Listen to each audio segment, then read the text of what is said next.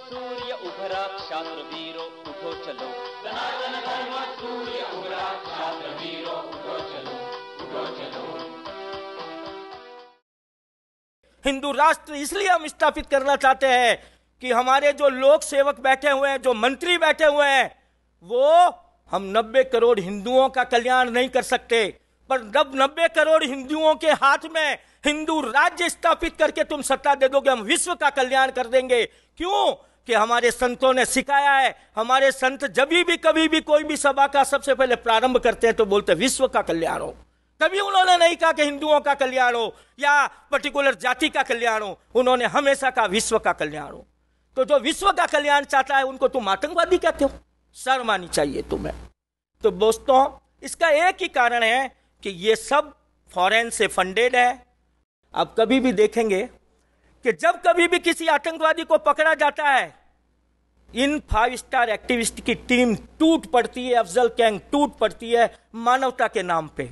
हिंदुओं ने कभी भी, मैं कहता हूं कि इस तरह से प्रतिकार नहीं किया जो दूसरे धर्म के लोग करते हैं। जिस तरह से मैं मीडिया में, इस समाचार माध्यम में देख रहा हूं, मुझे सीबीआई पे हंसी आती है। किस तरह से सीबीआई इस केस की जांच कर रही है और मीडिया के अंदर खबरें लीक कर रही है।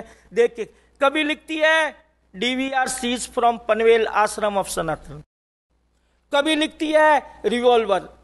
मेरे पास प्रमाण है, इसके बाद में दूंगा, कि जब ऑलरेडी रिवॉल्वर नरेंद्र और नागौरी से बरामद हो गई, उसकी बैलिस्टिक रिपोर्ट आ गई, फिर कौन सी रिवॉल्वर तुम ढूंढ रहे हो?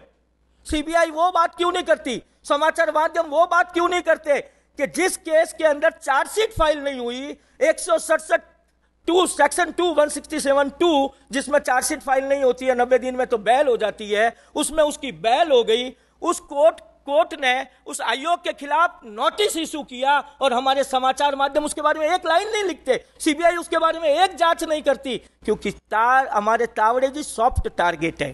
क्योंकि उनको गिरफ्तार कर लिया तो कौन प्रतिरोध करेगा, कौन आंदोलन करेगा? याकूब मेनन के लिए रात को अदालतें खुल सकती है, पर अगर सनातन के किसी साधक को पड़ जाए तो सनातन अदालतें उसका केस तो नहीं सुखती। हम सोचेंगे न्यायाधीश ऐसे क्यों हैं? न्यायाधीश ऐसे ही होंगे क्योंकि वो कॉन्वेंट एजुकेशन से पढ़ के आए। अगर वैदिक शिक्षा लिए होते तो इस देश की ये स्थिति नहीं होती।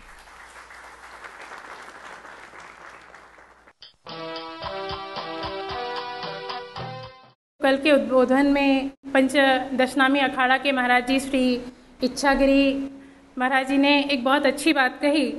उन्होंने कहा कि इस वर्ष के सिंहस्थ कुंभ में हिंदू जन जागृति समिति के प्रयासों को देखकर सभी 13 अखाड़ों के संत वृंदों ने यह स्वीकार किया कि जो कार्य हिंदू जन जागृति समिति एवं सनातन संस्था कर रही है, वह कार्य 13 अखाड़ों के सभी संत वृंद मिलकर भी नहीं कर पा रहे हैं।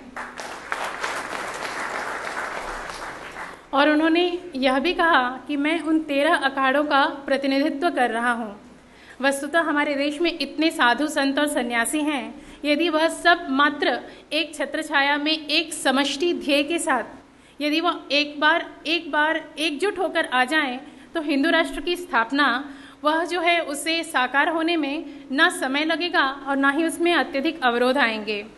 तो सभी संप्रदायों से मैं यह नम्र विनती करती हूँ कि हम में, आप में और इस राष्ट्र में अद्वैत है। आप और हम इस राष्ट्र से बने हैं और यह राष्ट्र हमारे और आपके अस्तित्व से है। तो इसीलिए यदि यह राष्ट्र नहीं रहेगा तो हमारा और आपका अस्तित्व भी नहीं रहेगा। और इस राष्ट्र के रहने के लिए धर्म का रहना अति आवश्यक है। अतः एक प्रकार से आप ऐसा कह सकते हैं कि राष्ट्र और धर्म में अद्वैत है। जो राष्ट्रनिष्ठ संस्थाएं हैं, उन्हें जब हम कोई बात सिखाते हैं तो उनका जो फलक है वो कोरा है, तो वो उस बात को समझ जाते हैं। परंतु जो अध्यात्मिक कुछ जानते हैं वो कहते हैं आप क्या हमें बताएंगे, हमारे भगवान जी हमें बचा लेंगे। तो ओम नमः शिवाय का जप करते रह गए और सोमनाथ लूट लिया गया।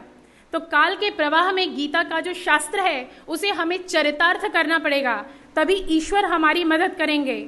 यह बहुत आवश्यक है और सभी संप्रदायों ने यह अच्छे से इस तथ्य को जानना चाहिए कि समय रहते अपने अहंकार को छोड़कर, अपने भेदभाव को छोड़कर हम हिंदू राष्ट्र की स्थापना हेतु एकजुट हों।